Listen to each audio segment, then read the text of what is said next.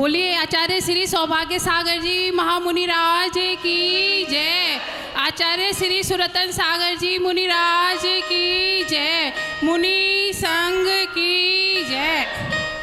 ओ गुरु सा थारो चेलो बनू में, थारो चेलो बनू, भले तेरे साथ रहूं मैं। गुरु सा, ओ गुरु सा थारो चेलो बनू मैं, थारो चेलो बनू मैं, हरे भले तेरे साथ रहूं मैं।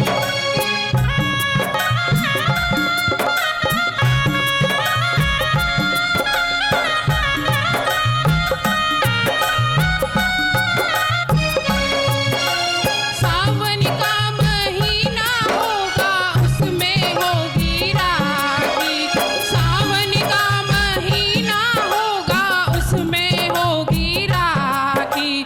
तू राखी तेरी डोर बनूं मैं, तेरी डोर बनूं मैं, हरे भले तेरे साथ रहूं मैं। ओ गुरु सा, ओ गुरु सा थारो चेलो बनूं मैं, थारो चेलो बनूं मैं, हरे भले तेरे साथ रहूं मैं।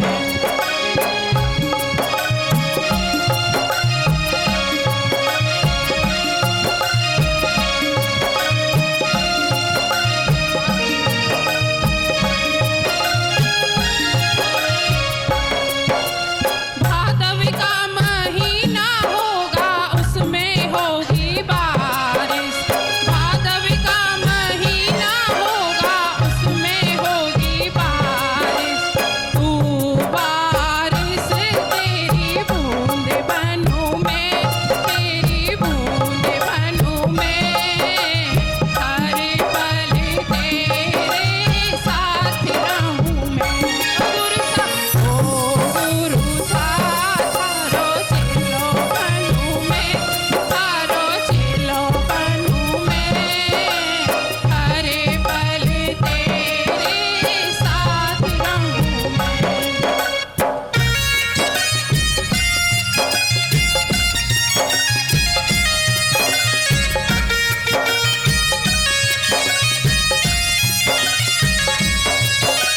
कार्तिक का महीना होगा उसमें होगी दिवाली, कार्तिक का महीना होगा उसमें होगी दिवाली। तू दीपक तेरी ज्योत बनूं मैं, तेरी ज्योत बनूं मैं, हरे भले तेरे साथ रहूं मैं। ओ गुरु सा, ओ गुरु सा थारो चेलो बनूं मैं, थारो चेलो बनूं मैं, हरे भले तेरे साथ रहूं मैं।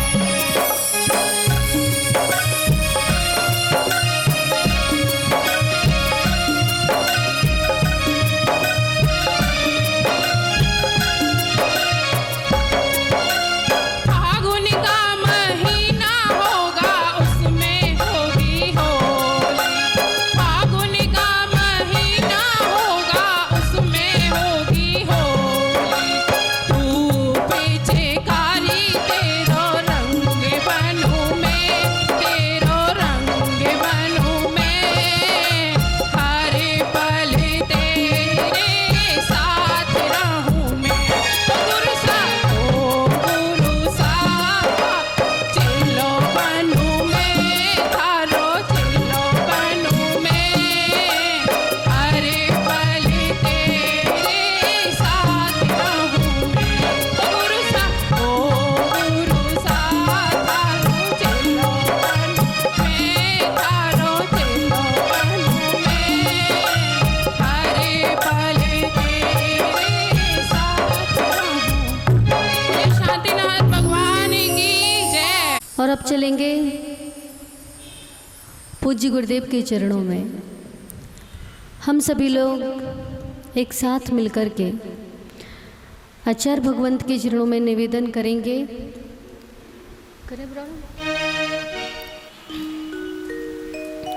सर्वप्रथम नमोस्तु ज्ञापित करेंगे आचार्य श्री को। नमोस्तु आचार्य श्री, नमोस्तु आचार्य श्री, नमोस्तु आचार्य श्री, नमोस्तु गुरुदेव, नमोस्तु गुरुदेव, नमोस्तु गुरुदेव, नमोस्तु मुनिश्री, नमोस्तु मुनिश्री, नमोस्तु मुनिश्री। हे गुरुदेव, भगवान के जीवन चरित्र का वो व्याख्यान करके, वह कथा सुना करके हमारे जीवन को मंगल करें और हमें धर्म मार्ग प्रशस्त करें। नमोस्तु गुरुदेव, नमोस्तु गुरुदेव, नमोस्तु। आज के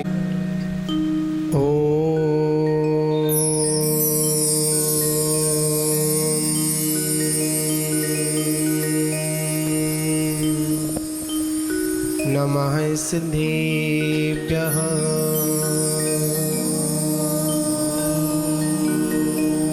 नमः सिद्धेभ्यः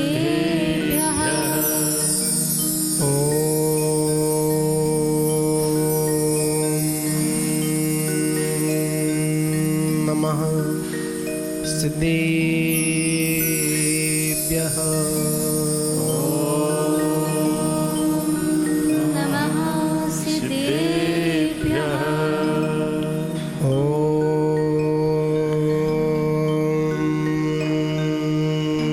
नमः सिद्धेभ्यः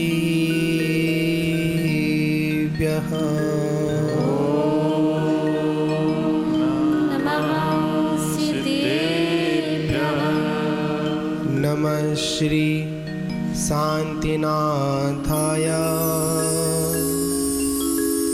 जगत शांति विधायिने कृष्णेन कनभोग शांताय शांतै सर्वकर्मणाम्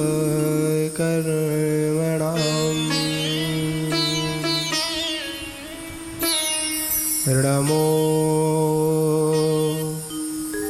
अरिहन्ताणं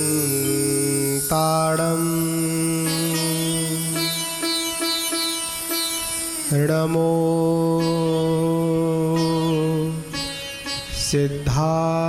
सिद्धायणं नमो आयनीयाणं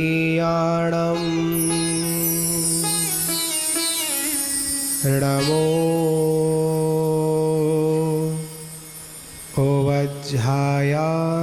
ओवज्झायाणं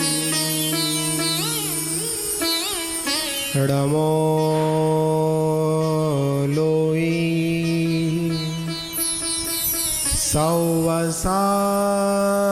सौवसाहुणम्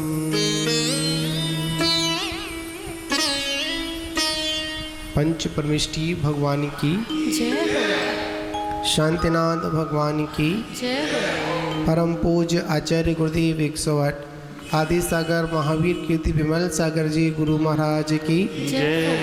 परम पूज्य तपस्वी सम्राट आचार्य गुरुदेव सन्मति सागर जी गुरु महाराज की परम पूज्य परंपराचार्य से 108 सौभाग्य सागर जी गुरु महाराज की जय हो, अहिंसा मही विश्व धर्म की जय हो। जय बोलिए परम पूजनीय समता साधक स्थिर संश्री रत्न सागराचार्य गुरुदेव की जय। समस्त आचार्य संघ की जय। चलिए जिनवाणी माँ की आराधना के साथ आज की सभा को प्रारंभ करें। हे शारदे माँ, हे शारदे माँ, हे शारदे माँ, हे शारदे माँ, अज्ञानता से हमें तार देना, अज्ञानता से हमें तार देना। हे शारदे माँ, हे शारदे माँ, शारदे माँ, हे शारदे माँ, अज्ञानता से हमें तार देना, अज्ञानता से हमें तार देना। ऋषियों ने समझी है मुनि मुनियों ने जानी, ऋषियों ने समझी है मुनियों ने जानी। शास्त्रों की भाषा है आगम की वाणी, शास्त्रों की भाषा है आगम की वाणी। हम भी तो समझे, हम भी तो जाने, हम भी तो समझे, हम भी तो जाने। विद्या का फल तो हमें मात देना, विद्या का फल तो हमें मात देना, हमें मात देना। हे शारदे माँ, हे शारदे माँ, हे शारदे माँ, हे शारदे माँ।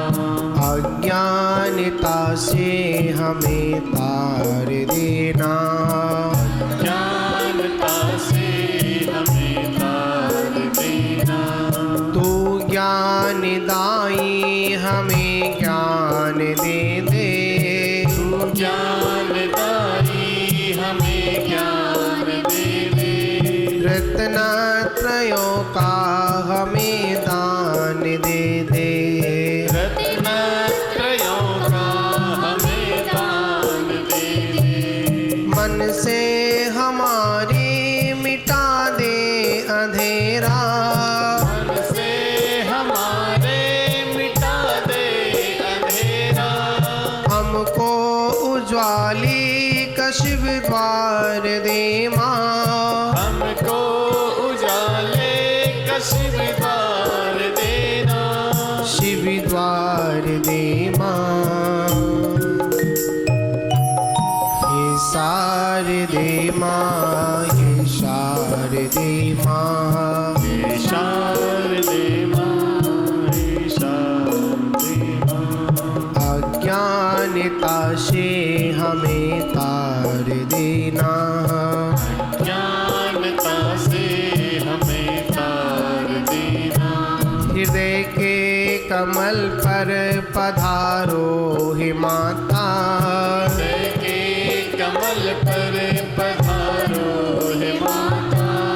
आकंठ मेरे विराजो हे माता, आकंठ मेरे विराजो हे माता। नमन हो, नमन हो, नमन हो हमारा, नमन हो, नमन हो, नमन हो हमारा। समर्पित है हम सब तू देना सहारा, समर्पित है हम सब तू देना सहारा, तू देना सहारा। हे शारदे माँ, हे शारदे माँ, हे शारदे माँ, हे शारदे माँ। अज्ञानता से हमें तार देना, ज्ञानता से हमें तार देना, अज्ञानता से हमें तार देना।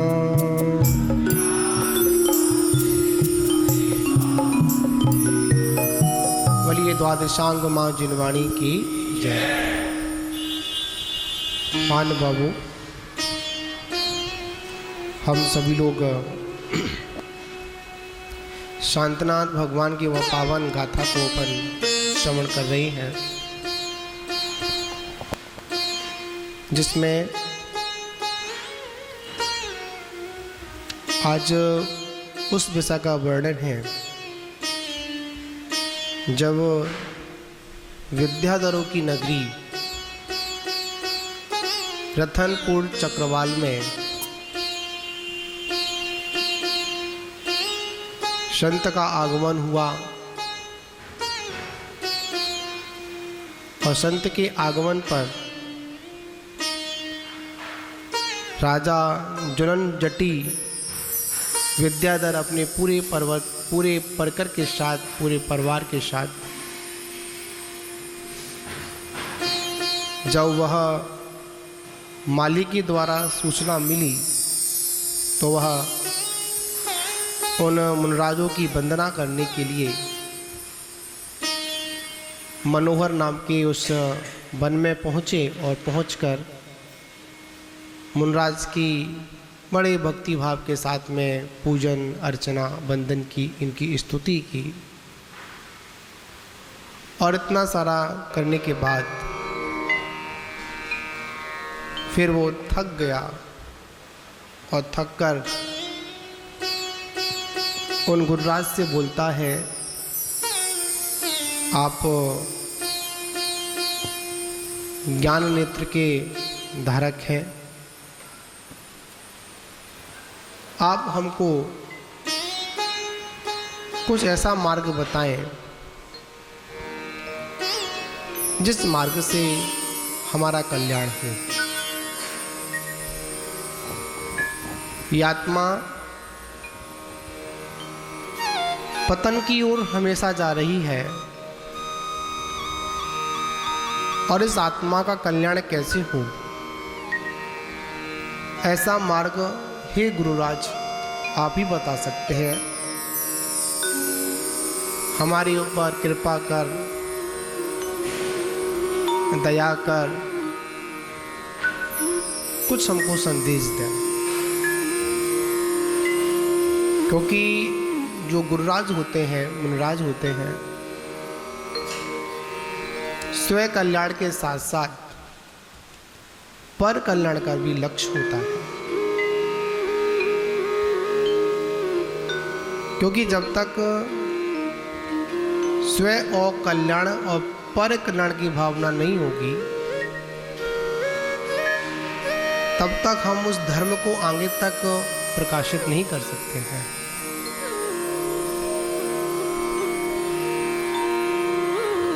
इतना कहने के उपरांत वह पूरे परिवार के साथ कहाँ बैठ गया? मुनराज के समीप बैठ गया। समीप बैठने का मतलब से इतना ही था कि जब वो मुनराज की देशना खिले, उनका प्रवचन प्रारंभ हो, धर्म का उपदेश प्रारंभ हो, तो वो सीधा कहाँ जाए? सीधा हमारे ऊपर ही आए। सबसे पहले उन दोनों मुनराजों ने, जितने भी लोग राजा के साथ प्रजा आई थी, प्रजा भी थी, सेना भी थी, जो भी कुछ था, सभी को धर्म वृद्धि का आशीर्वाद दिया। और जहाँ पर धर्म वृद्धि होती है वहाँ पर वृद्धि सारी अपने आप हो जाती है, और जहाँ पर धर्म की वृद्धि नहीं है वहाँ पर कितना भी कुछ हमको मिल जाए फिर भी वह अपूर्ण सा ही रहता है। धर्म वृद्धि का आशीर्वाद देने के बाद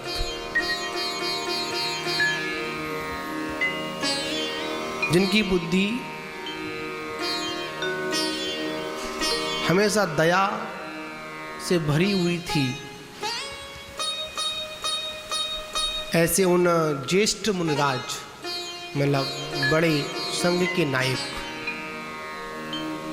कौन थे? जगन नंदन और अभिनंदन नाम के मुनिराज थे। उसमें जो ज्येष्ठ मुनिराज थे जगत नंदन जी, उनका धर्म उपदेश प्रारंभ हुआ। बड़े मुनिराज के श्री मुख से जब वो धर्म का जैसे ही उपदेश प्रारंभ हुआ, आखिर में सबसे पहले उन्होंने क्या बोलकर उन सभी को संबोधन किया? हे भव्य आत्माओं। क्या संबोधन था? हे भव्य आत्माओं, हे भव्य राजन, अब तो ध्यान पूर्वक इस धर्म के स्वरूप को श्रवण कर। क्योंकि जो उपदेश होता है वह सिर्फ भव्यों के लिए होता है, अभव्यों के लिए कोई उपदेश नहीं है।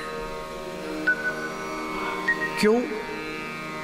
अभव्य उस उपदेश को स्वीकार ही नहीं कर पाएगा, वहां तक पहुंच ही नहीं पाएगा। भव्य आत्माओं के लिए ही, और जिनके अंदर इस संसार सागर से पार होने की तीव्र अभिलाषा होती है, ऐसे ही प्राणियों को वह देशना सुनने का मौका मिलता है। तो उन मुनिराज ने उन सभी को क्या दिया? आशीर्वाद दिया और संबोधन क्या किया? हे भव्य प्राणियों, हे भव्य राजन, ध्यान पूर्वक सुन। किसको सुन? धर्म को सुन। सुख समुद्र रूपी धर्म का उपदेश वह मुनिराज करने लगे। जो दिखने वाला जो समुद्र होता है, उसका पानी एक समय के लिए खारा हो सकता है, पर मुख से निकलने वाली मुनिराज की वो देशना, जिसकी हम मिठास का वर्णन नहीं कर सकते। आखिर में मुनिराज की जो देशना होती है, उसमें मिठास क्यों होती है? इसका मात्र एक ही कारण है, वह जिह्वा से नहीं बोलते हैं, अपने जीवंत से बोलते हैं। वह सिर्फ चित्र की बात नहीं करते हैं, अपने चरित्र के साथ उस देशना को हम सभी तक पहुंचाने का काम करते हैं। इसलिए मुनिराजों की देशना समुद्र की तरह खारी नहीं होती है। कैसी होती है? बड़ी सुख प्रदान कराने वाली होती है। समुद्र का पानी एक समय के लिए हमारी प्यास बुझाए या ना बुझाए, कोई गारंटी नहीं है, पर मुनिराज के मुख से निकलने वाला वो अमृत तुल्य जो वचन है, वो हमारे भव के संताप को मिटाने में सामर्थ्य रखता है।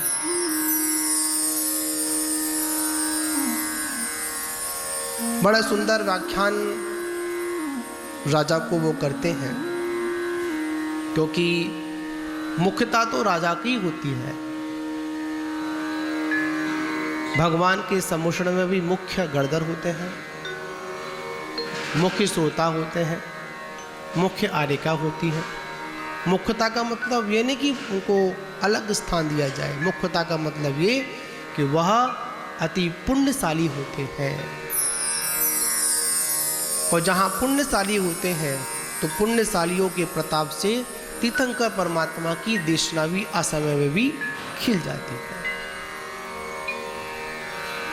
जो जीव को संसार रूपी महासागर से, जो जीव को संसार रूपी महासागर से उठाकर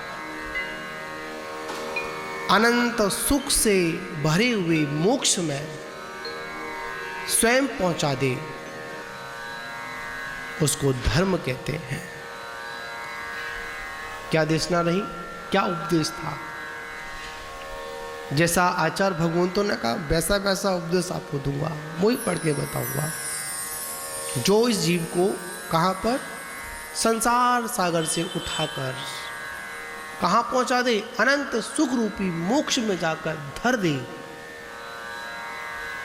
और याद रखना, जिसके जीवन में धर्म होता है, उसको कोई ज्यादा पुरुषार्थ भी नहीं करना पड़ता है। धर्म स्वयं ही उसको कहाँ पहुंचा देता है? मोक्ष में जाकर धर देता है, उसे धर्म कहते हैं। वास्तविकता में धर्म की यही परिभाषा है। धर्म क्या है? धर्म से क्या मिलता है? सबसे पहले उन मुनिराज ने उस मोक्ष की बात की। क्यों? ये जीव का लक्ष्य क्या है? सिर्फ मोक्ष ही है। जितना भी परिश्रम है, जितना भी मेहनत है, जितना भी उपदेश है, आखिर में किसके लिए है? सिर्फ मोक्ष के लिए। मोक्ष का मतलब सुख, और सुख का मतलब मोक्ष। अगर वास्तविकता में सुख की अगर उपलब्धि होगी तो कहां होगी? सिर्फ मोक्ष में है। संसार अवस्था में किसी को भी सुख की प्राप्ति नहीं होती है। इस बात का भी हमको दृढ़ श्रद्धान करना है। खोजते हैं ना कि सुखी हो जाए, सुखी हो जाए, कभी सुखी नहीं हो सकते हैं। जब तक कोई बात मान रहा है तब तक सुखी है। इंद्रिय सुख भी कितना है? क्षणभंगुर है। इधर वो पूर्ण नहीं हो पाता है, उससे पहले ही क्या होता है? समाप्ति की ओर प्रारंभ हो जाता है। इस संसार सागर में मनुष्य को राज्य भी धर्म से मिलता है। धर्म की महिमा का व्याख्यान है। आपके धर्म से क्या नहीं मिलता है? धर्म से इस जीव को सब कुछ मिलता है। जो मांगो उससे भी अधिक जाकर मिलता है। पर वास्तविकता में हमारे जीवन में धर्म की परिभाषा होनी चाहिए। धर्म के अर्थ के वास्तविक मूल को समझना चाहिए। आगे धर्म प्रारंभ कहां से होता है? तो आचार्यों ने कहा, जहां पर करुणा, स्नेह, प्रेम होता है, मैत्री का भाव होता है, प्राणी मात्र के प्रति दया का भाव, वात्सल्य होता है, वहीं पर जीव के अंदर धर्म की शुरुआत होती है। जिसके अंदर करुणा नहीं, जिसके अंदर दया नहीं, जिसके अंदर वात्सल्य नहीं, जिसके अंदर आपस में मेल मिलाप नहीं, वो धर्म की परिभाषा से बहुत दूर है। धर्म कभी लड़ना नहीं सिखाता है। धर्म कभी झगड़ना नहीं सिखाता है। धर्म किसी से राग द्वेष करना नहीं सिखाता है। धर्म आखिर में सिखाता है तो क्या? सभी जीव एक साथ सुख और शांति से अपना जीवन व्यतीत करें। याद रखना, बड़ी महत्वपूर्ण बात है। जो इस धरा पर धर्म को स्वीकार करने के बाद एक स्थान पर नहीं बैठ सकते हैं, तो वो जीव सिद्धालय में भी जाकर एक साथ नहीं बैठ सकते। अगर हम सभी को सिद्धालय में जाकर एक साथ बैठना है ना, तो सबसे पहले धर्म के प्रभाव से सभी को यहां पर भी एक साथ बैठना पड़ेगा। यहां पर हमारे अनेक प्रकार के अंतरंग में आतंक चल रहा है, तो आपको वो सिद्धत्व पद की प्राप्ति नहीं होगी। पहले यहां पर शांति से बैठिए, तब जाकर आप मोक्ष में शांति से बैठ सकते हैं। धर्म से राज्य मिलता है। क्या मिलता है? आज जो राज्य मिला है ना तुमको, विद्याधर, ये किसके प्रताप से मिला है? धर्म के प्रताप से मिला है। इंद्र पदवी किससे मिलता है? धर्म से मिलता है। और तो और छोड़ो, चक्रवर्ती पदवी जो मिलता है ना, वो भी धर्म से मिलता है। और महत्वपूर्ण बात ये, तीनों लोग जिनको नमस्कार करते हैं, ऐसा तीर्थंकर जैसा पद की जो प्राप्ति होती है ना, वो भी धर्म से होती है। बड़ी महत्वपूर्ण बात। जिनके 5 कल्याणक हुए, किसका प्रताप था? धर्म का प्रताप था। अगर वो धर्म नहीं कर रहे होते ना, तो शायद इतनी सारी विभूति भी हमको प्राप्त नहीं होती। महान महान पदों की जो प्राप्ति होती है वो किससे होती है? सिर्फ एक धर्म से। धर्म ही एक ऐसा मित्र है जो हमारे साथ प्रतिक्षण सुख में, दुख में, आपत्तियों में, विपत्तियों में हमारे साथ खड़ा रहता है। कोई खड़ा हो ना हो, एक बार सगे संबंधी पीछे हट सकते हैं, पर यह धर्म पीछे नहीं हटता है। चाहे आप इसकी पूजा करो चाहे नहीं करो, चाहे इसको धारण करो चाहे मत करो, पर धर्म तो हमारे साथ हमेशा चलता रहता है। धर्म तो हमारे साथ उस परछाई की तरह चलता है, वो कभी हमसे दूरी नहीं होता है। पर हम ही लोग ऐसे हैं ना, वो क्या करते हैं? धर्म को छोड़ देते हैं, धर्म को दिखते ही नहीं है। धन के आगे धर्म को गिनते ही नहीं अपन। धन, यहां पर बड़ी सुंदर बात कही, धर्म से ही स्त्री पुत्रवती होती है। अगर पुत्र की अगर प्राप्ति हुई है तो कैसे हुई है? वो धर्म से हुई है। धर्म से ही पुत्र सुलक्षण वाला मिलता है। किसकी महिमा? अभी तक तो ऊपर परमात्मा की बात चल रही थी, अब किसकी बात आ गई? जो हम लोग चाहते हैं ना, अच्छा पुत्र मिले, और पुत्र भी कैसा मिले? उसके अंदर लक्षण हो, सुपूत मिले, कपूत नहीं मिले। तो राकेश जी कैसा मिले? पुत्र भी कैसा मिले? आज्ञाकारी मिले। ऐसा ना मिले कि हमारी आज्ञा को माने ही नहीं। अगर पुत्र के अंदर अगर सुलक्षण है तो कब है? किसके प्रभाव से है? धर्म के प्रभाव से है। धर्म से ही माता शीलवती होती है।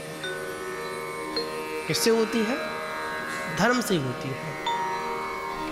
हमारे पुराणों में तो ऐसा सा व्याख्यान महिलाओं के बारे में आया, सतियों के बारे में आया, जिनके जीवन में अगर हम लोग उनको पढ़ने का प्रयास करें, अध्ययन करें,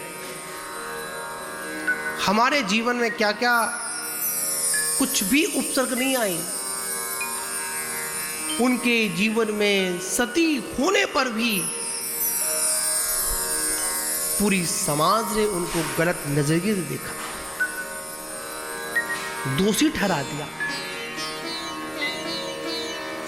सीता के जीवन को देखिए, आखिर में क्या दोष था? कोई दोष नहीं था। फिर भी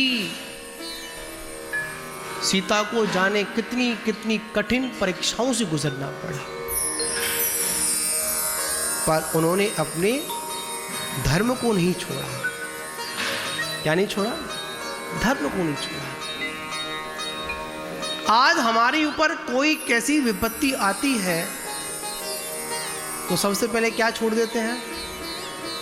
धर्म छोड़ देता है। अरे छोड़ो, क्या करना, हमारा तो धर्म के ऊपर से विश्वास हट गया।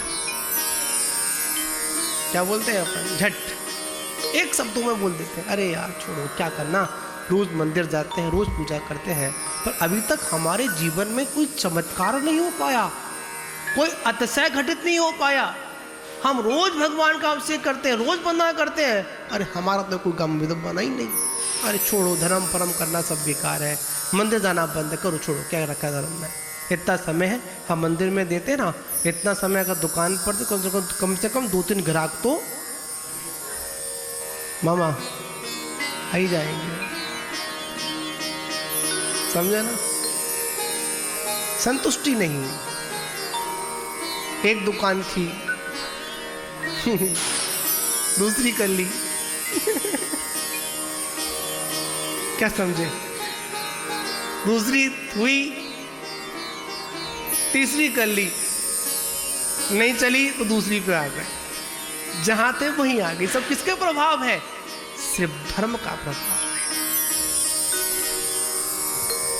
धर्म से ही पता क्या मिलता है?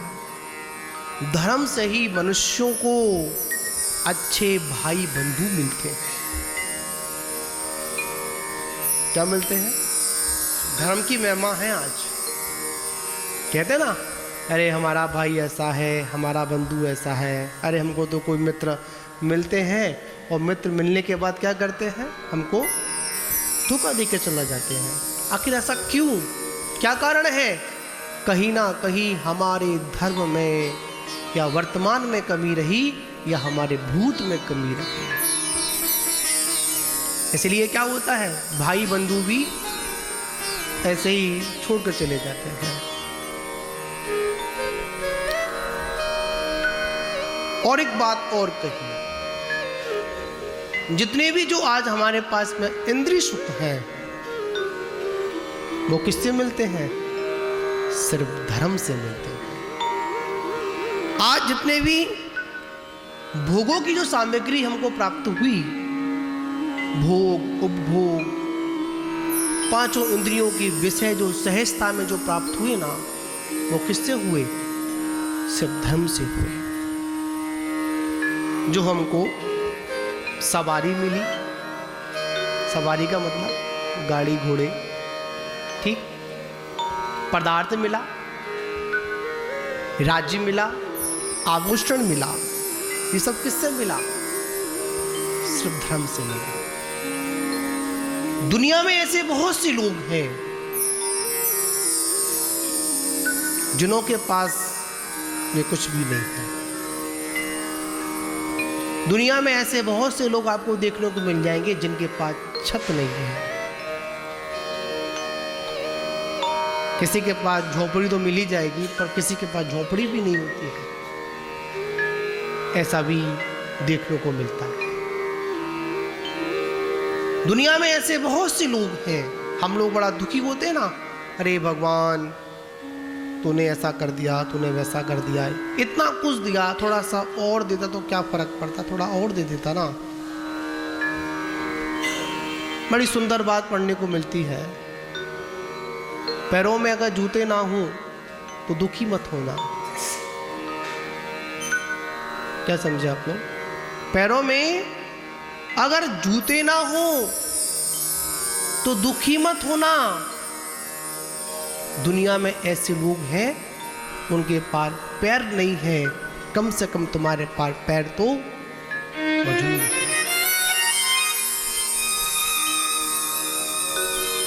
दुखी मत होना। आपके पास कोई गाड़ी कोई वाहन नहीं है, दुखी मत होना। दुनिया में ऐसे लोग हैं कि जो तुम्हारे पास है ना, उनके पास कुछ भी नहीं है फिर भी सुखी है। क्यों? उनको संतोष है। बहुत सुंदर लाइन आती है, सदा संतोष रख प्राणी, अगर सुख से रहा चाहे, घटा दे मन की तृष्णा को, अगर अपना भला चाहे। ये संतोष है ना, नाम तो संतोष है पर बड़ा सुख देता है। हमारे जीवन में सब कुछ है पर क्या नहीं? संतोष नहीं है, कुछ भी नहीं है। एक व्यक्ति महलों में रहता है फिर भी दुखी रहता है। एक व्यक्ति इतना सुख सुविधाओं में रहता है फिर भी दुखी रहता है। और एक व्यक्ति आराम से चादर ओढ़कर सोता है, कोई चिंता नहीं होती है, कोई फिक्र नहीं होती है, पर हमसे ज्यादा वह सुखी रहता है। बड़ी सुंदर बात आती है, इन सारी पदार्थों में सुख नहीं है। सुविधाओं में कभी सुख नहीं मिलेगा। सुख अगर मिलेगा तो वो संतोष से मिलेगा, धर्म से मिलेगा। हर व्यक्ति एक समय के लिए अन्याय कर सकता है, पर यह धर्मराज है ना, वो कभी हमारे साथ अन्याय नहीं करता है। एक समय के लिए लगता है अरे यार हमारे साथ अन्याय हो गया, क्या हो गया, अन्याय हो गया। नहीं, कभी अन्याय होता ही नहीं है। जितना जैसा जब है आपको अवश्य मिलेगा। याद रखना, अगर आपके मुकद्दर में है ना तो उसको कोई छीन नहीं सकता है, और अगर मुकद्दर में नहीं है ना तो कोई सगा आपको कुछ दे भी नहीं सकता है। समझा ना आप लोग? तो सब किसकी महिमा? धर्म की महिमा। जहां पर धर्म कम होता है वहां पर ये सारी सुविधाएं नहीं मिलती हैं, और पर जहां पर धर्म होता है ना वहां पर ये स्वतः वस्तुएं हमको प्राप्त हो जाती है। इसके बाद आता है धर्म से क्या मिल गया आपको? घर मिल गया, सवारी मिल गई, महल मिल गया, पदार्थ मिल गया। आचार्य भगवान कहते हैं जो शरीर मिला है ना हमको, किसके लिए मिला है? भोगों के लिए ना, भोगों के लिए है ही नहीं। ये मनुष्य पर्याय जो मिली है ना हमको, ये मात हमको तपस्या करने के लिए मिली है। इस मनुष्य पर्याय की सार्थकता तभी है जब हम अपने जीवन में तपस्या करें। तपस्या नहीं कर पाए तो कुछ ना व्रत संयम आदि लेकर अपने जीवन को व्यतीत करें। 24 घंटे भोगों में लिप्त होना कभी नहीं। हमारे घरों में एक प्रार्थना स्थल अवश्य होना चाहिए। क्या होना चाहिए? प्रार्थना स्थल, जिसको अपन भाषा में मंदिर बोलते हैं। मंदिर, एक मंदिर का आला अवश्य होना चाहिए। क्यों? कम से कम जब आप कुछ भी गलत कर रहे हो ना, किसी का ध्यान आए या ना आए,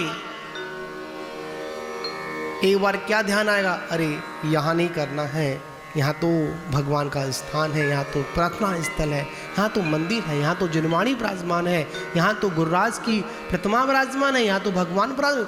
व्यक्ति हटता है धर्म स्थल से, वो अधर्म कार्य नहीं करता है। जब जब आपके जीवन में पैर डगमगाएंगे ना तो धर्म आपको, आपके पैरों को क्या करेगा? थामने का काम। रुको, नहीं ये काम गलत है, ऐसा नहीं करना हमको।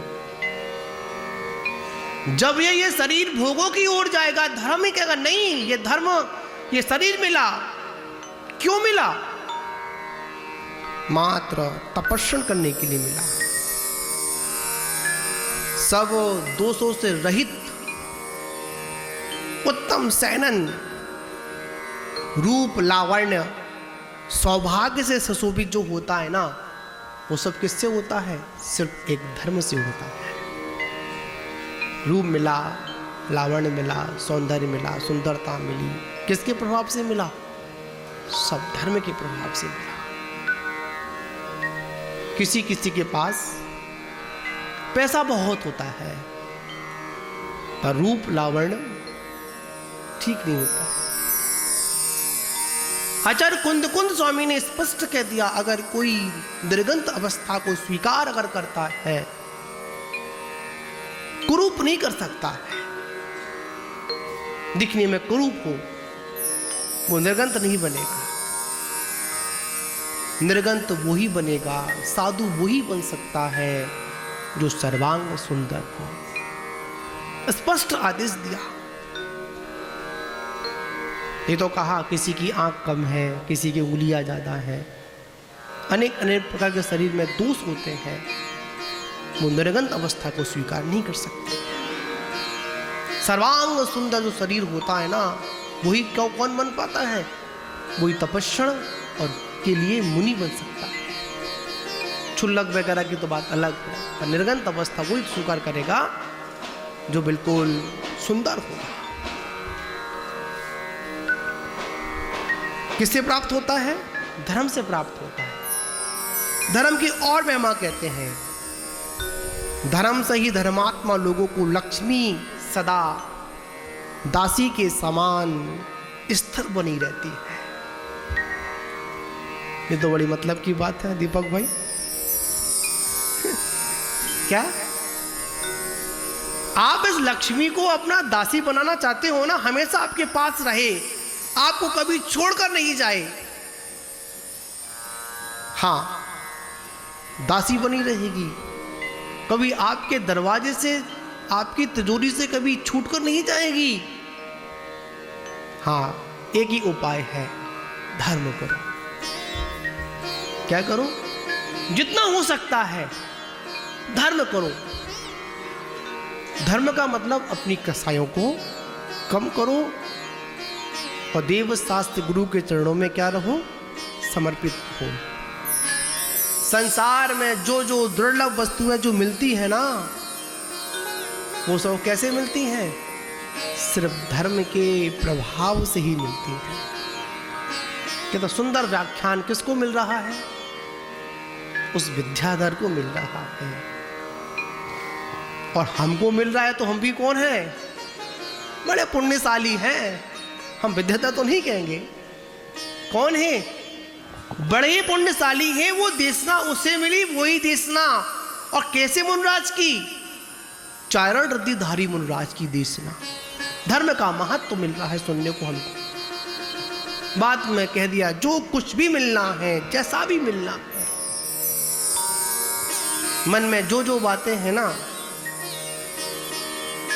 जैसे जैसी इच्छा है, जो भी मांगना है, जैसा मांगना है, चाहे मोक्ष मांगना, चाहे संसार की वस्तु मांगना, जो कुछ भी मिलेगा तो मात वो जिनेंद्र परमात्मा रूपी उस कल्प वृक्ष से प्राप्त होगा। एक बार मांगो तो सही। पर क्या करें, हमको ठीक से मांगना भी नहीं आता है। कैसा नहीं आता?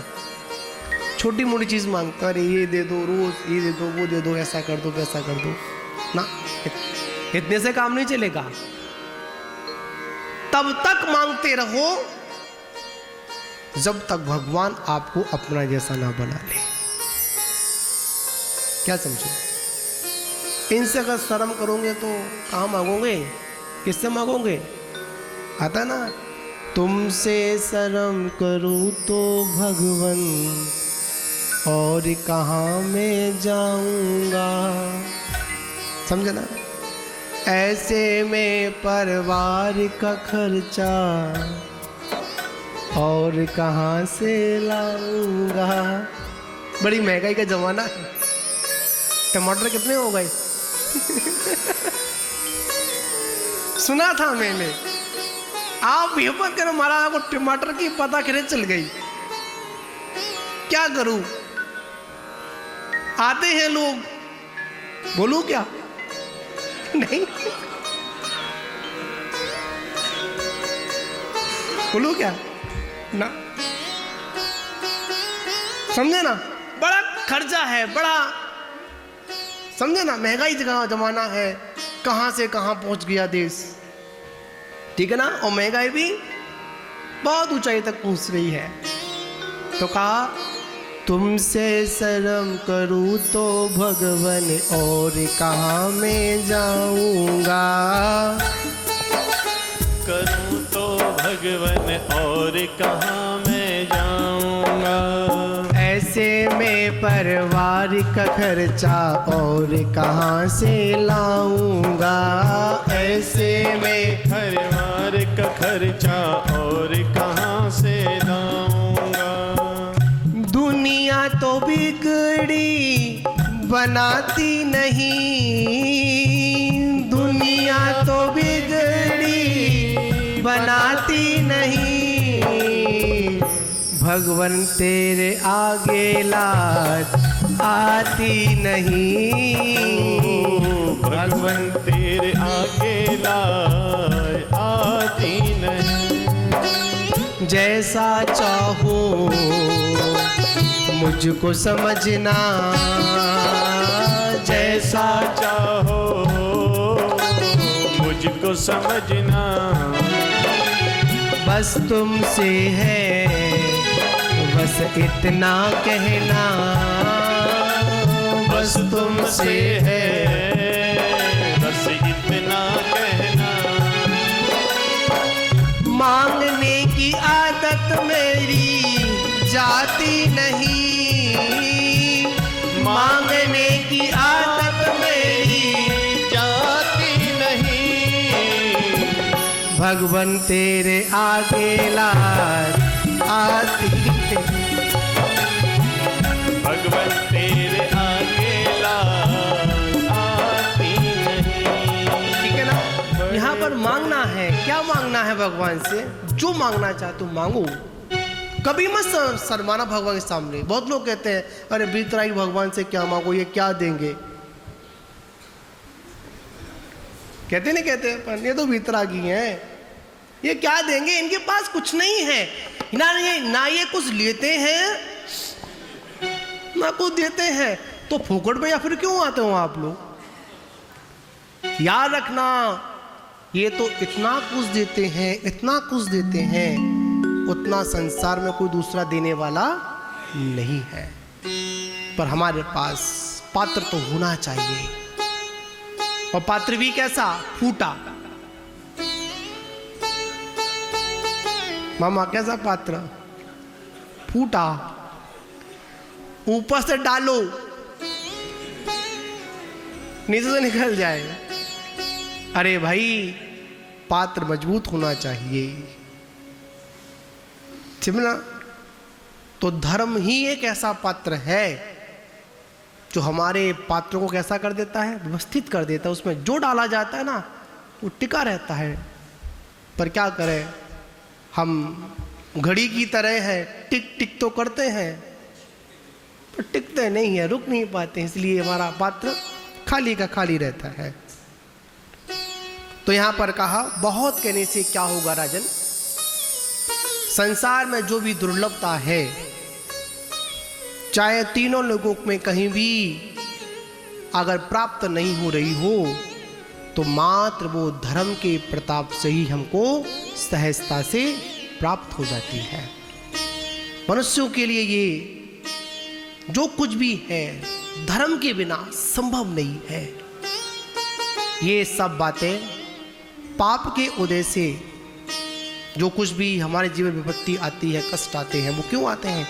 पाप के उदय से आते हैं। कैसे आते हैं? पाप के उदय से आते हैं। और इन पापों का जब तक क्षय नहीं होगा, जब तक हमको सुख सुविधाएं, सुख नहीं मिलेगा। और ये संभव कभी है, धर्म ही एक ऐसा ढाल है जो क्या करता है, उन सभी से हमको रक्षा में काम करता है। इस तरह का उपदेश देकर श्रावक धर्म का उपदेश दिया, मुनि धर्म का उपदेश दिया, और दोनों के उपदेश देने के बाद उन लोगों ने महाव्रत का उपदेश भी दिया, अणुव्रत का उपदेश दिया। देने के बाद सभी लोगों ने यथा योग्य रीति से पता है क्या किया, धर्म के उपदेश को सुनने के बाद कुछ लोगों ने दीक्षा को स्वीकार किया, कुछ लोगों ने व्रतों को स्वीकार किया, कुछ लोगों ने प्रतिमाओं को स्वीकार किया, और कुछ लोगों ने श्रावक धर्म के व्रतों को स्वीकार किया, कुछ लोगों ने मूल्य गुण स्वीकार किया, और कुछ लोगों ने जैसा हुआ तैसा छोटा मोटा नियम लेकर अपने मोक्ष मार्ग को दृढ़ किया, उस पर कदम को रखा। तो महान बाबू, इसी के साथ अपन इस सभा को यहीं पर पूर्ण करते हैं। आगे क्या क्या व्रत कैसे कैसे हुआ, अब यहाँ के बाद बड़ा सुंदर प्रसंग चलेगा, जिसमें अपन स्वयं प्रभा, जो स्वयं प्रभा नाम की जो पुत्री थी, किनकी? विद्याधर की, उसका विवाह किसके साथ होता है, किसके साथ संबंध जुड़ता है, सारा व्याख्यान आगे के समय में अपन करेंगे। जय बोलो शांतिनाथ भगवान की जय। धर्म वृद्धि का आशीर्वाद देने के बाद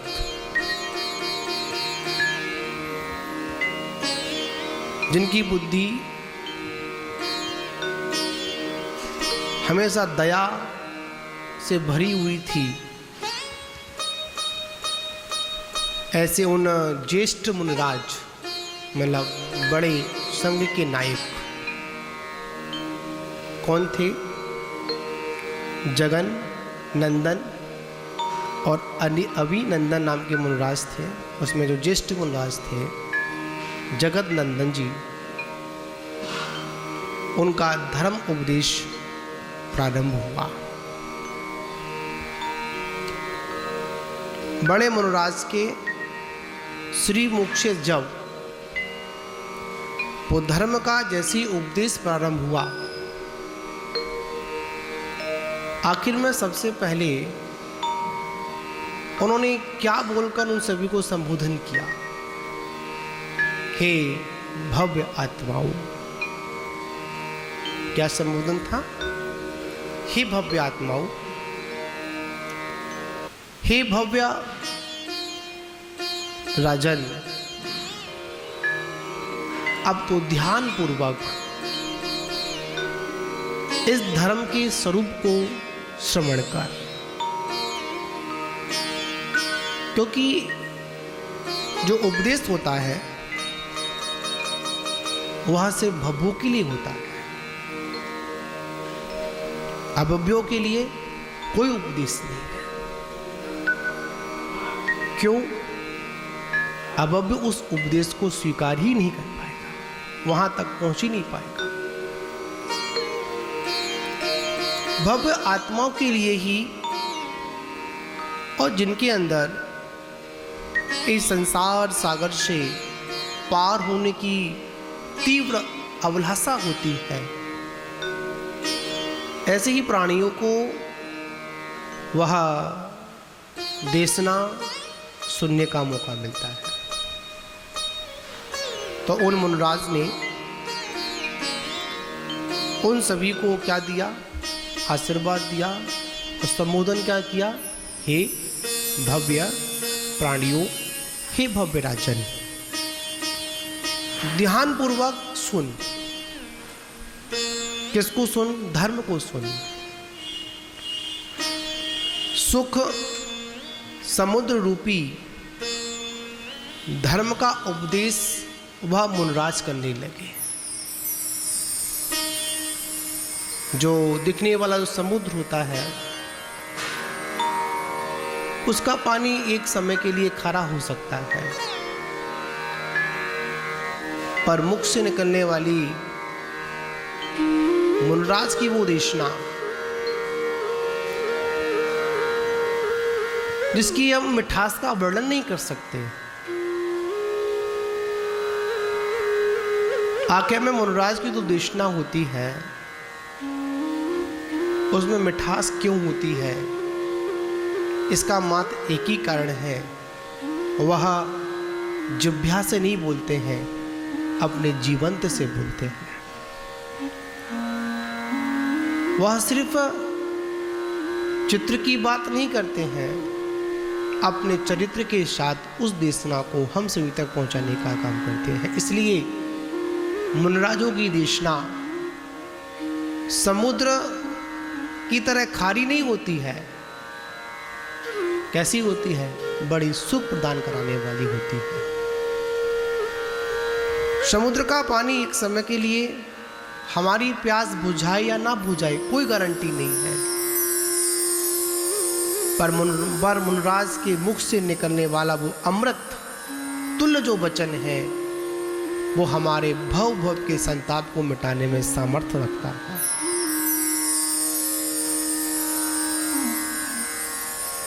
बड़ा सुंदर व्याख्यान राजा को वो करते हैं, क्योंकि मुख्यता तो राजा की होती है। भगवान के सम्मोषण में भी मुख्य गणधर होते हैं, मुख्य श्रोता होते हैं, मुख्य आर्यिका होती है। मुख्यता का मतलब ये नहीं कि उनको अलग स्थान दिया जाए, मुख्यता का मतलब ये कि वह अति पुण्यशाली होते हैं।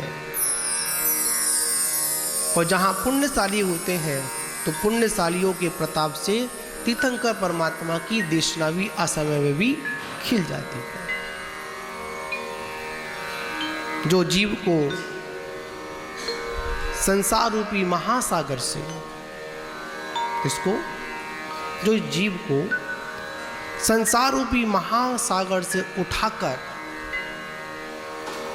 अनंत सुख से भरे हुए मोक्ष में स्वयं पहुंचा दे, उसको धर्म कहते हैं। क्या देशना रही, क्या उपदेश था।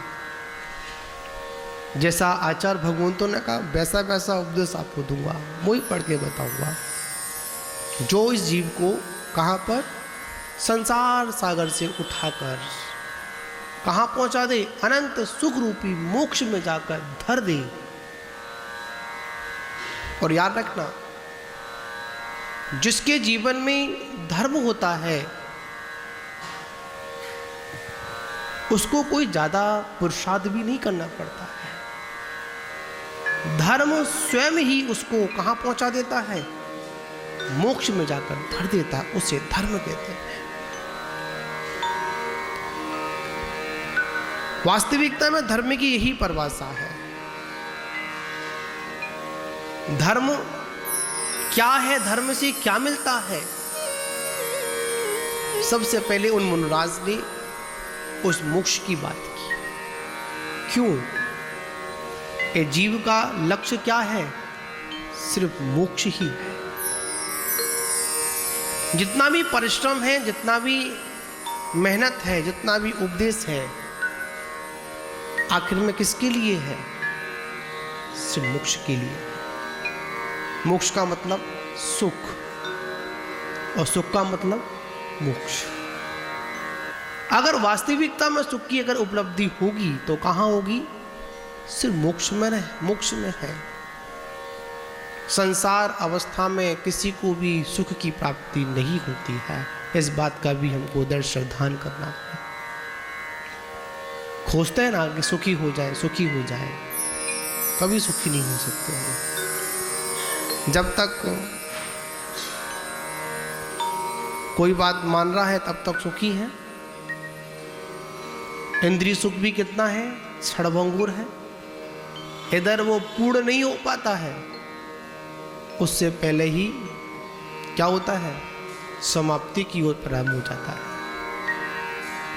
इस संसार सागर में मनुष्य को राज्य भी धर्म से मिलता है।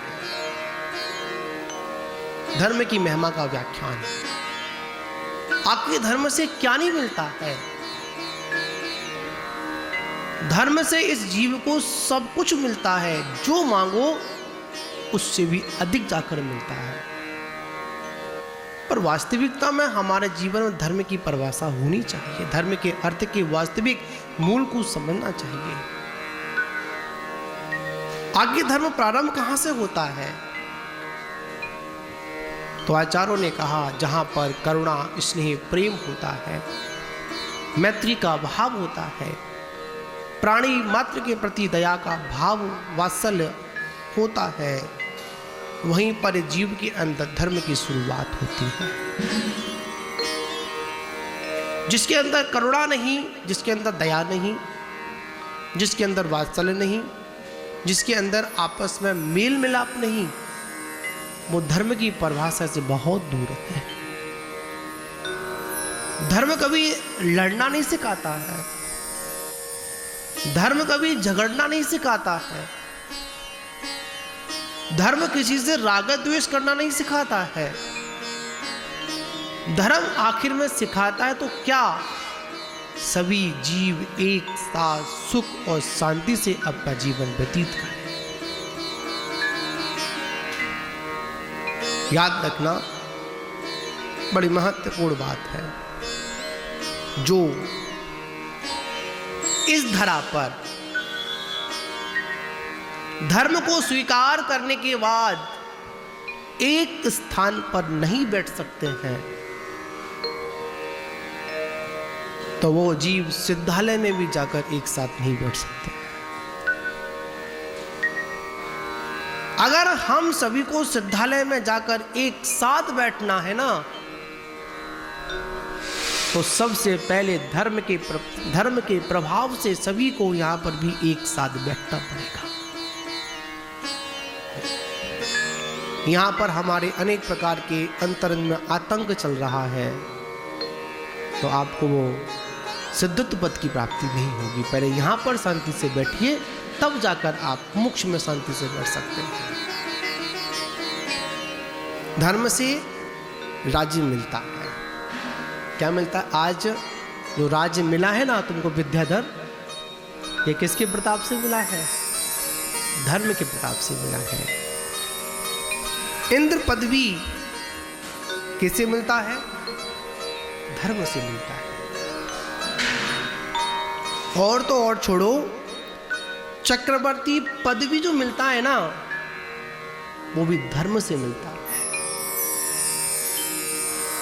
और महत्वपूर्ण बात ये, तीनों लोग जिनको नमस्कार करते हैं, ऐसा तीर्थंकर जैसा पद की जो प्राप्ति होती है ना, वो भी धर्म से होती है।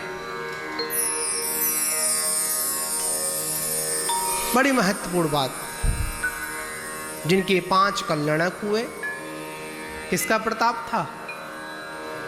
धर्म का प्रताप था। अगर वो धर्म नहीं कर रहे होते ना, तो शायद इतनी सारी विभूति भी हमको प्राप्त नहीं होती। महान महान पदों की जो प्राप्ति होती है, वो किससे होती है? सिर्फ एक धर्म से। धर्म ही एक ऐसा मित्र है जो हमारे साथ प्रतिक्षण सुख में, दुख में, आपत्तियों में, विपत्तियों में हमारे साथ खड़ा रहता है। कोई खड़ा हो ना हो, एक बार सगे संबंधी पीछे हट सकते हैं, पर यह धर्म पीछे नहीं हटता है। चाहे आप इसकी पूजा करो, चाहे नहीं करो, चाहे इसको धारण करो, चाहे मत करो, पर हमारे साथ हमेशा चलता रहता है। धर्म तो हमारे साथ उस परछाई की तरह चलता है, वो कभी हमसे दूरी नहीं होता है। पर हम ही लोग ऐसे हैं ना, वो क्या करते हैं? धर्म को छोड़ देते हैं, धर्म को दिखते ही नहीं है। धन के आगे धर्म को गिनते ही नहीं अपन। धन, यहां पर बड़ी सुंदर बात कही, धर्म से ही स्त्री पुत्रवती होती है। अगर पुत्र की अगर प्राप्ति हुई है, तो कैसे हुई है? वो धर्म से हुई है। धर्म से ही पुत्र सुलक्षण वाला मिलता है। किसकी महिमा? अभी तक तो ऊपर परमात्मा की बात चल रही थी, अब किसकी बात आ गई? जो हम लोग चाहते हैं ना, अच्छा पुत्र मिले, और पुत्र भी कैसा मिले? उसके अंदर लक्षण हो, सुपूत मिले, कपूत नहीं मिले। तो नागेश जी, कैसा मिले? पुत्र भी कैसा मिले? आज्ञाकारी मिले। ऐसा ना मिले कि हमारी आज्ञा को माने ही नहीं। अगर पुत्र के अंदर अगर सुलक्षण है, तो कब है? किसके प्रभाव से है? धर्म के प्रभाव से है। धर्म से ही माता शीलवती होती है। किससे होती है? धर्म से ही होती है। हमारे पुराणों में तो ऐसा था व्याख्यान महिलाओं के बारे में आया, सतियों के बारे में आया, जिनके जीवन में अगर हम लोग उनको पढ़ने का प्रयास करें, अध्ययन करें, हमारे जीवन में क्या क्या कुछ भी उपसर्ग नहीं आई। उनके जीवन में सती होने पर भी पूरी समाज ने उनको गलत नजरिए से देखा, दोषी ठहरा दिया। सीता के जीवन को देखिए, आखिर में क्या दोष था? कोई दोष नहीं था। फिर भी सीता को जाने कितनी कितनी कठिन परीक्षाओं से गुजरना पड़ा, पर उन्होंने अपने धर्म को नहीं छोड़ा। क्या नहीं छोड़ा? धर्म को नहीं छोड़ा। आज हमारे ऊपर कोई कैसी विपत्ति आती है तो सबसे पहले क्या छोड़ देते हैं? धर्म छोड़ देते हैं। अरे छोड़ो, क्या करना, हमारा तो धर्म के ऊपर से विश्वास हट गया। क्या बोलते हैं अपन? झट एक शब्दों में बोल देते हैं, अरे यार छोड़ो, क्या करना, रोज मंदिर जाते हैं, रोज पूजा करते हैं, पर अभी तक हमारे जीवन में कोई चमत्कार नहीं हो पाया, कोई अतिशय घटित नहीं हो पाया। हम रोज भगवान का अभिषेक करते हैं, रोज वंदना करते हैं, अरे हमारा तो कोई गम विदम बना ही नहीं। अरे छोड़ो, धर्म परम करना सब बेकार है, मंदिर जाना बंद करो, छोड़ो, क्या रखा है धर्म में। इतना समय है हम मंदिर में देते ना, इतना समय अगर दुकान पर तो कम से कम 2-3 ग्राहक तो मामा आ ही जाएंगे। समझे ना? संतुष्टि नहीं। एक दुकान थी दूसरी कर ली क्या समझे? दूसरी हुई, तीसरी कर ली, नहीं चली तो दूसरी पे आ गए, जहां थे वहीं आ गई। सब किसके प्रभाव है? सिर्फ धर्म का प्रभाव है। धर्म से ही पता क्या मिलता है? धर्म से ही मनुष्यों को अच्छे भाई बंधु मिलते हैं। क्या मिलते हैं? धर्म की महिमा है। आज कहते ना, अरे हमारा भाई ऐसा है, हमारा बंधु ऐसा है। अरे हमको तो कोई मित्र मिलते हैं और मित्र मिलने के बाद क्या करते हैं? हमको धोखा देके चला जाते हैं। आखिर ऐसा क्यों? क्या कारण है? कहीं ना कहीं हमारे धर्म में या वर्तमान में कमी रही, या हमारे भूत में कमी रही। इसलिए क्या होता है, भाई बंधु भी ऐसे ही छोड़कर चले जाते हैं। और एक बात और कही, जितने भी जो आज हमारे पास में इंद्रिय सुख हैं, वो किससे मिलते हैं? सिर्फ धर्म से मिलते हैं। आज जितने भी भोगों की जो सामग्री हमको प्राप्त हुई, भोग, उपभोग, पांचों इंद्रियों की विषय जो सहजता में जो प्राप्त हुए ना, वो किससे हुए? सिर्फ धर्म से हुए। जो हमको सवारी मिली, सवारी का मतलब गाड़ी घोड़े, ठीक, पदार्थ मिला, राज्य मिला, आभूषण मिला, ये सब किससे मिला? सिर्फ धर्म से मिला। दुनिया में ऐसे बहुत से लोग हैं जिन्हों के पास ये कुछ भी नहीं है। दुनिया में ऐसे बहुत से लोग आपको देखने को मिल जाएंगे जिनके पास छत नहीं है। किसी के पास झोपड़ी तो मिल ही जाएगी, पर किसी के पास झोपड़ी भी नहीं होती है। ऐसा भी देखने को मिलता है। दुनिया में ऐसे बहुत से लोग हैं, हम लोग बड़ा दुखी होते हैं ना, अरे भगवान तूने ऐसा कर दिया, तूने वैसा कर दिया, इतना कुछ दिया, थोड़ा सा और देता तो क्या फर्क पड़ता, थोड़ा और दे देता ना। बड़ी सुंदर बात पढ़ने को मिलती है, पैरों में अगर जूते ना हो तो दुखी मत होना। क्या समझे आप लोग? पैरों में अगर जूते ना हो तो दुखी मत होना। दुनिया में ऐसे लोग हैं उनके पास पैर नहीं है, कम से कम तुम्हारे पास पैर तो मौजूद है।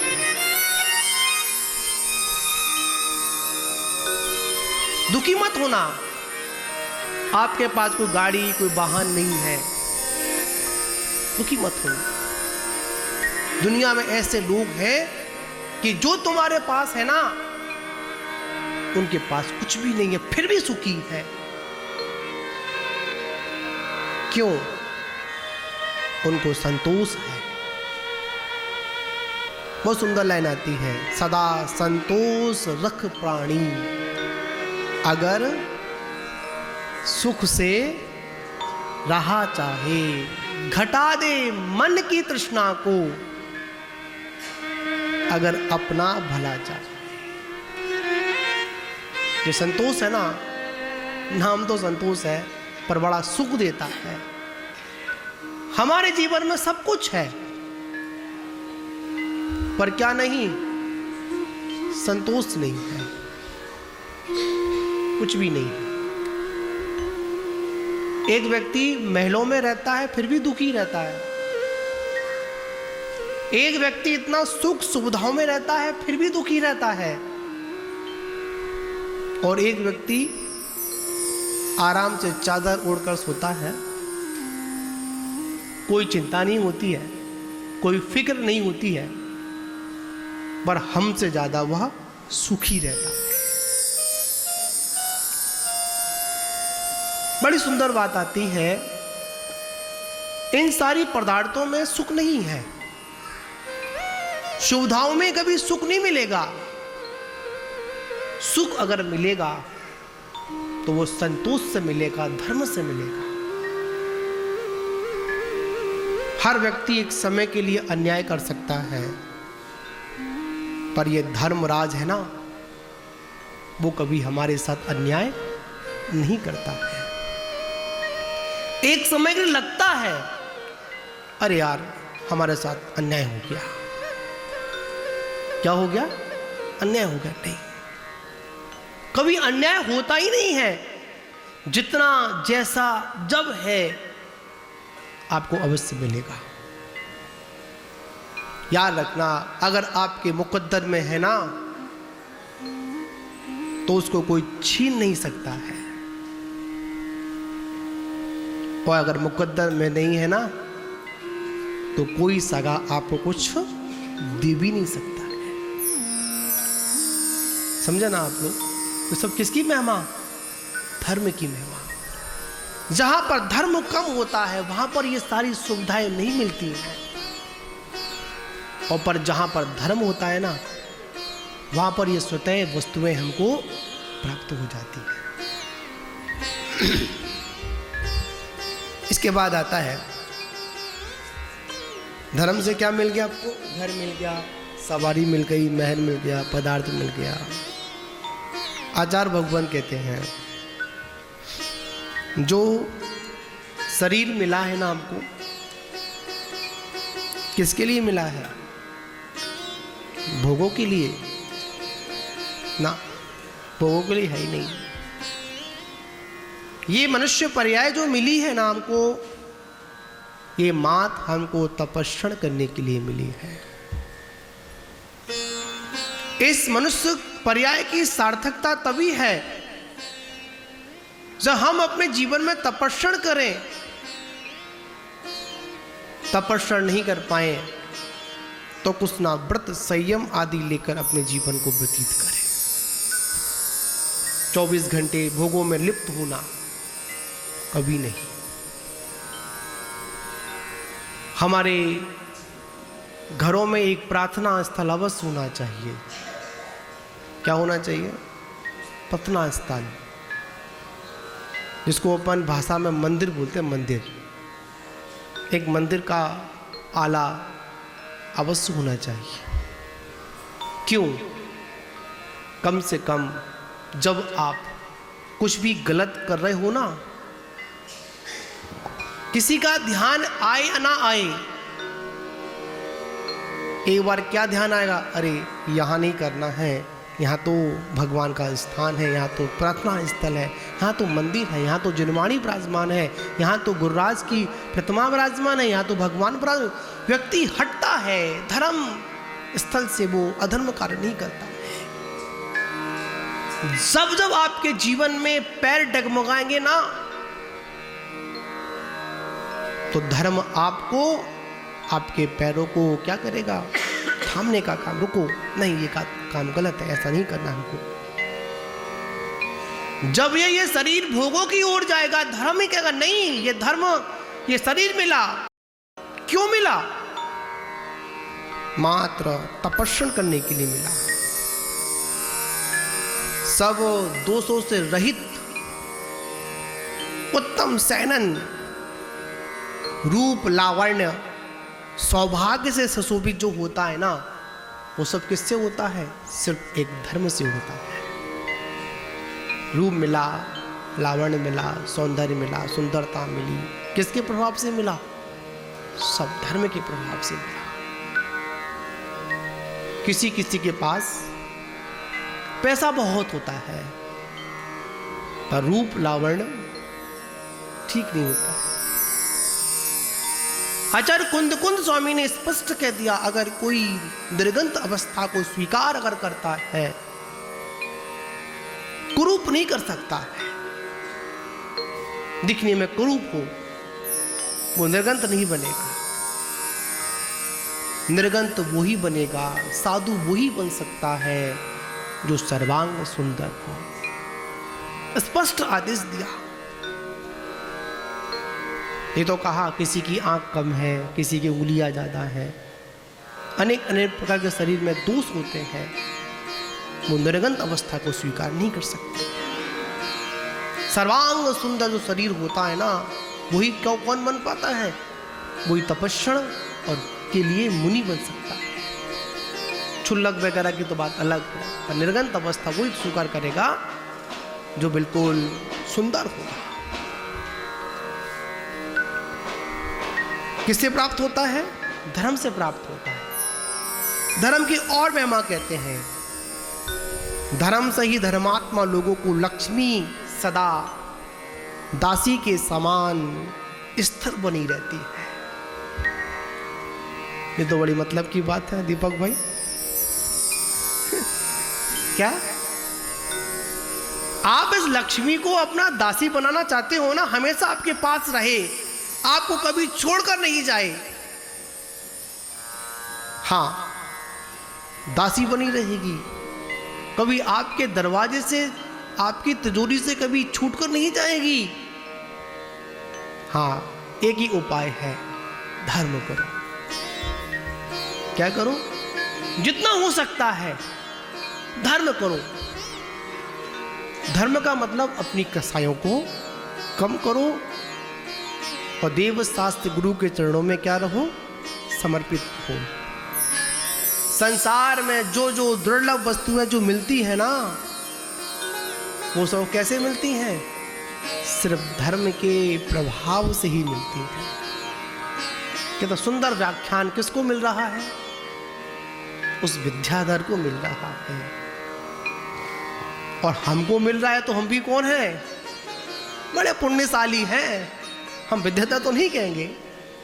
कौन है? बड़े ही पुण्यशाली हैं। वो देशना उसे मिली, वही देशना। और कैसे मुनराज की?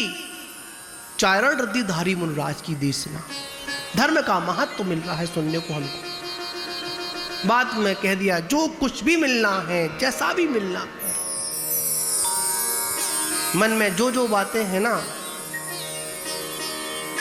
जैसे जैसी इच्छा है, जो भी मांगना है, जैसा मांगना है, चाहे मोक्ष मांगना, चाहे संसार की वस्तु मांगना, जो कुछ भी मिलेगा तो मात्र वो जिनेंद्र परमात्मा रूपी उस कल्प वृक्ष से प्राप्त होगा। एक बार मांगो तो सही। पर क्या करें, हमको ठीक से मांगना भी नहीं आता है। कैसा नहीं आता? छोटी मोटी चीज मांगता, अरे ये दे दो, रोज ये दे दो, वो दे दो, ऐसा कर दो, वैसा कर दो ना। इतने से काम नहीं चलेगा।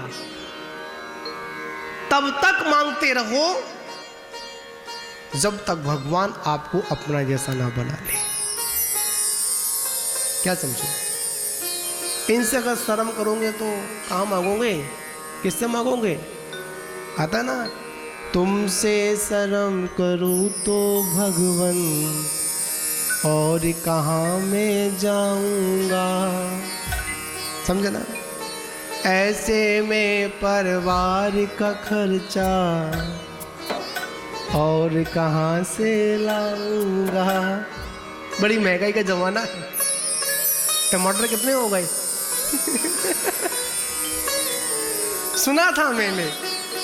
आप हिम्मत करो, महाराज को टमाटर की पता करे चल गई। क्या करूं?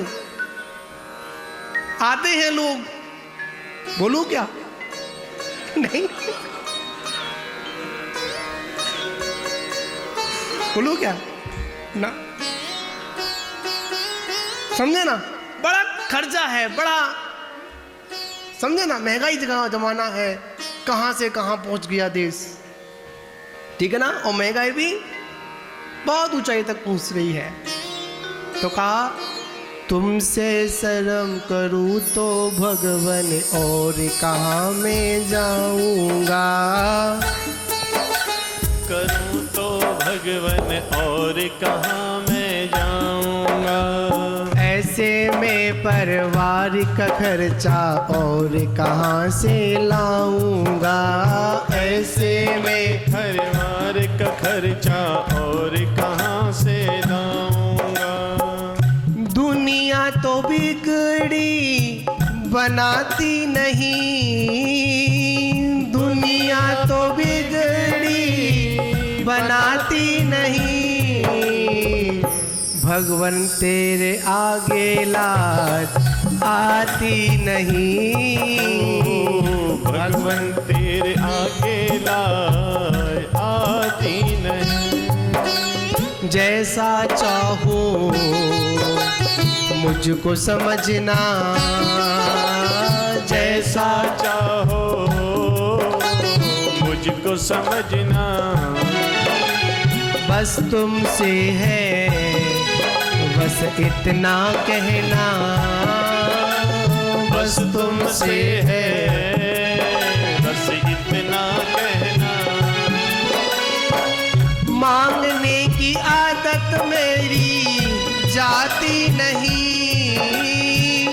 मांगने की आदत मेरी जाती नहीं, भगवन तेरे आगे लाज आती नहीं, भगवन तेरे आगे लाज आती नहीं। ठीक है ना। यहाँ पर मांगना है, क्या मांगना है भगवान से? जो मांगना चाहते हो मांगो, कभी मत शर्माना भगवान के सामने। बहुत लोग कहते हैं अरे बीतराई भगवान से क्या मांगो, ये क्या देंगे, कहते नहीं कहते, पर ये तो बीतरागी हैं, ये क्या देंगे, इनके पास कुछ नहीं है ना ये कुछ लेते हैं ना कुछ देते हैं, तो फोकट में या फिर क्यों आते हो आप लोग? याद रखना, ये तो इतना कुछ देते हैं, इतना कुछ देते हैं, उतना संसार में कोई दूसरा देने वाला नहीं है। पर हमारे पास पात्र तो होना चाहिए, और पात्र भी कैसा? फूटा। मामा कैसा पात्र? फूटा। ऊपर से डालो नीचे से निकल जाएगा। अरे भाई, पात्र मजबूत होना चाहिए, समझना। तो धर्म ही एक ऐसा पात्र है जो हमारे पात्रों को कैसा कर देता है? व्यवस्थित कर देता है। उसमें जो डाला जाता है ना, वो टिका रहता है।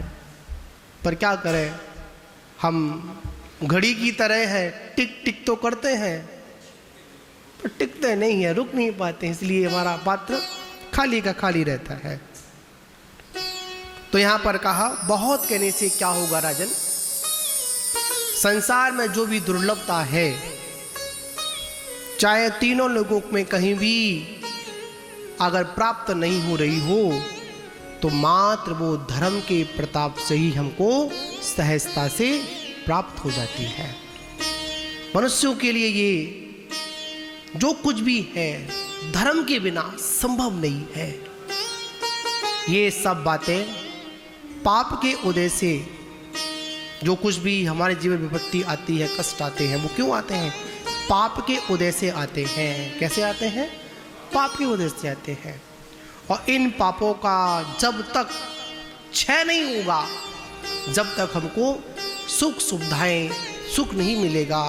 और ये संभव कभी है धर्म ही एक ऐसा ढाल है जो क्या करता है, उन सभी से हमको रक्षा में काम करता है। इस तरह का उपदेश देकर श्रावक धर्म का उपदेश दिया, मुनि धर्म का उपदेश दिया, और दोनों के उपदेश देने के बाद उन लोगों ने महाव्रत का उपदेश भी दिया, अणुव्रत का उपदेश दिया।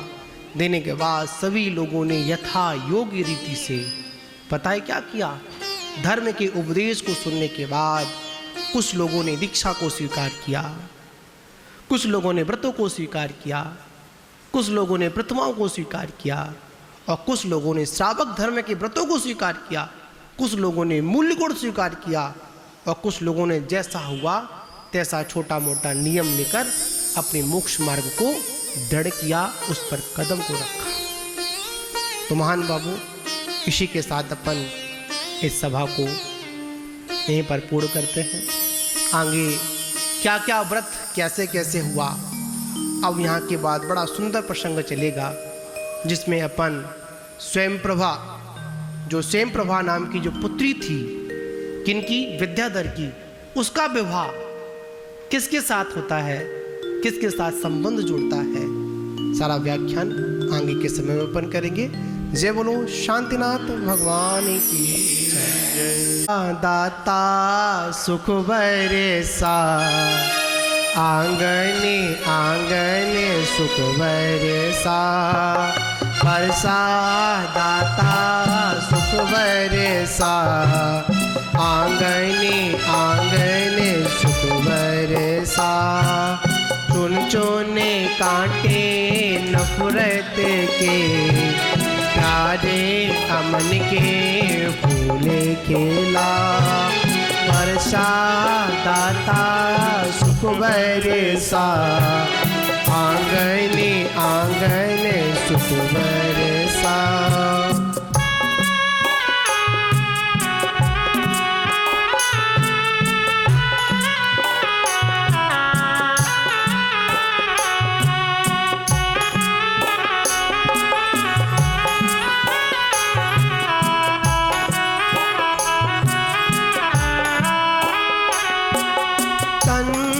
से कोई है दुखी, मन से कोई है दुखी, तन से कोई है सुखी, मन से कोई है दुखी, पर प्रभु कृपा करो, हो सके जहाँ सुखी, पर प्रभु कृपा करो, हो सके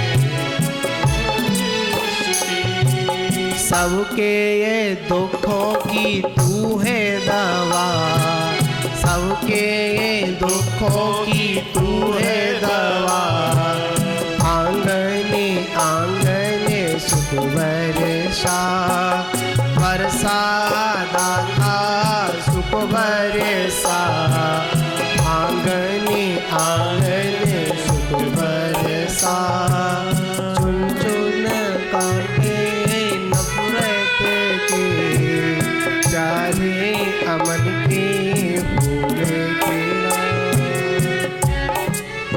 बस इतना ही समय हो गया। चलिए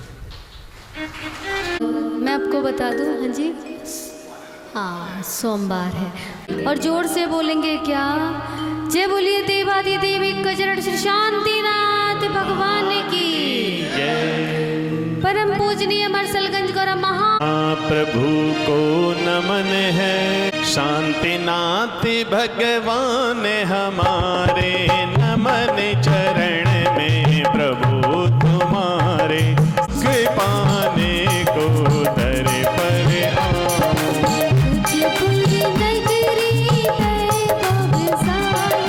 चारों तरफ बड़े खुशहाली, ऐरा देवी गर्भ में आए, में हुई शांति दूर हो गई सबकी भ्रांति,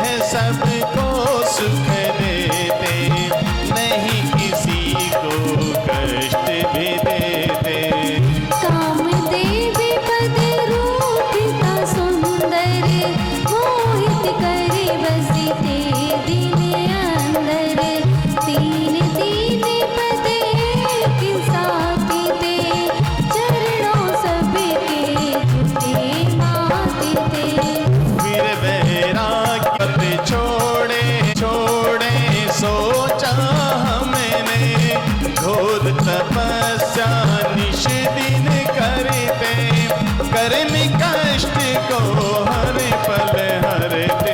दर्श को पाया भक्त वहाँ जो भी जाते थे, शांति सुख संयम पाते। परी कर दो भक्तों की झोली को, वाले भक्तों के तुम हो रखवाले।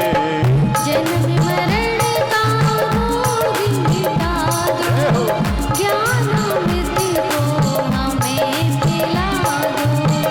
आध्यात्मिक शांति को पाओ, बैठ चरण में ध्यान लगाओ। चिंताओं को दूर भगाए, इस मन में बस तुम्हें बढ़ाए। बुद्धि सद्ज्ञान को देना, दुर्बुद्धि मेरी हर लेना। हम जग में प्रभु भटक न जाए, इस संसार में अटक न जाए। जन्म जन्म बस ध्याओ तुमको, चरण शरण में रखना हमको। आगम में उपदेश दिया था, भक्तों ने आटूब लिया था। फिर संदेश कर मन भाया, मुक्ति का जब समय भी आया। प्रभु तुमसे मोक्ष पधारे, भक्त आप की राह निहारे। सीता ले जा वास बनाया, आत्म से आगम को पाया, सस्ती भी गुण गान को गाए। गाता कर मन में हर्षाए। 40 दिन पढ़ना है सुख का, रीति सिद्धि समृद्धि होवे भव से पार। सूर्य नगर के स्वामी को प्रणमो बारंबार। बाधाएं मेरी हरो, करना प्रभु स्वीकार।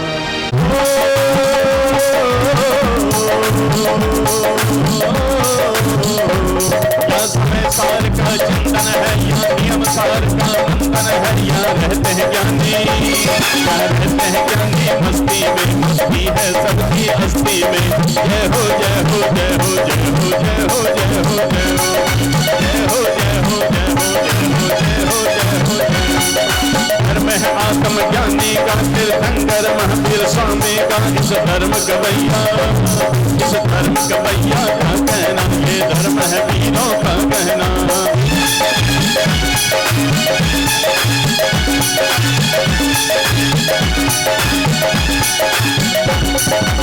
शांति के दाता स्वामी, भक्तों के अंतर्यामी। मिलके उतारे तेरी आरती हो बाबा, हम सब उतारे तेरी आरती।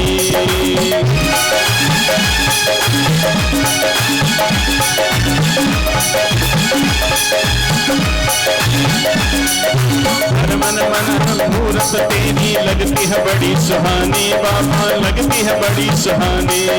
मन हर मूरत तेरी लगती है बड़ी सुहानी बाबा, लगती है बड़ी सुहानी। रागता वेश तुम्हारा, इस रागता वेश तुम्हारा, सच्ची धर्म कहानी हो जनवर। देखो मैं तेरा सपना, जग में बस तू ही अपना। मिलकर उतारे तेरी आरती हो बाबा, हम सब उतारे तेरी आरती।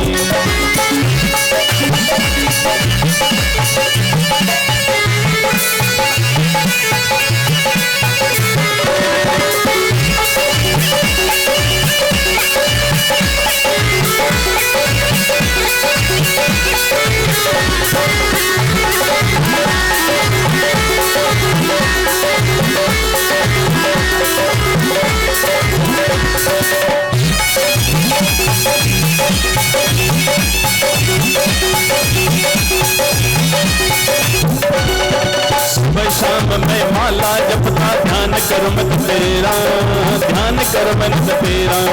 सुबह शाम मैं माला जपता ध्यान करो मन तेरा, ध्यान करो मन तेरा।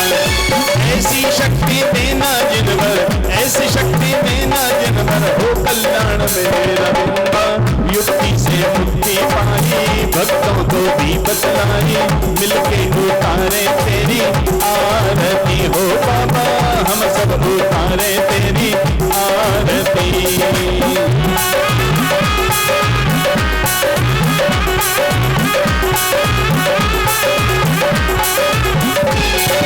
शांतिनाथ है नाम तुम्हारा, दर्श से शांति पाई, दर्श से शांति पाई। शांतिनाथ है नाम तुम्हारा, दर्श से शांति पाई, दर्श से शांति पाई।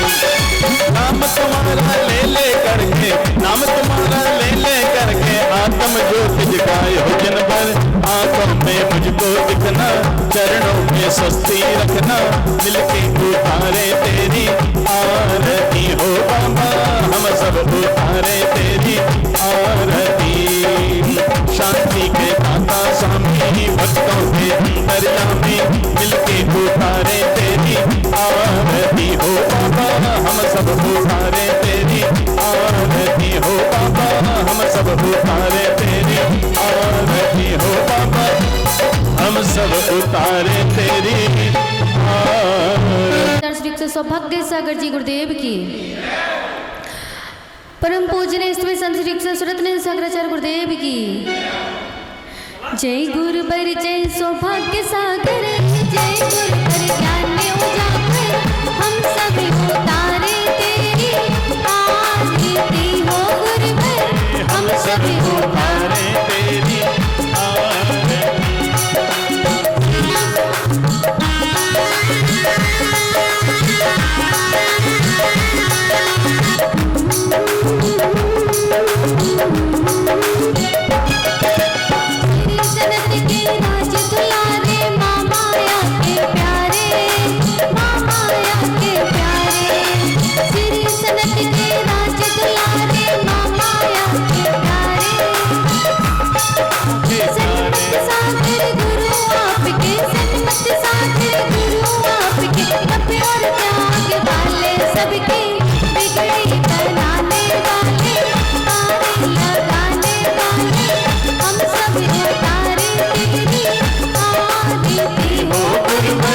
हम सब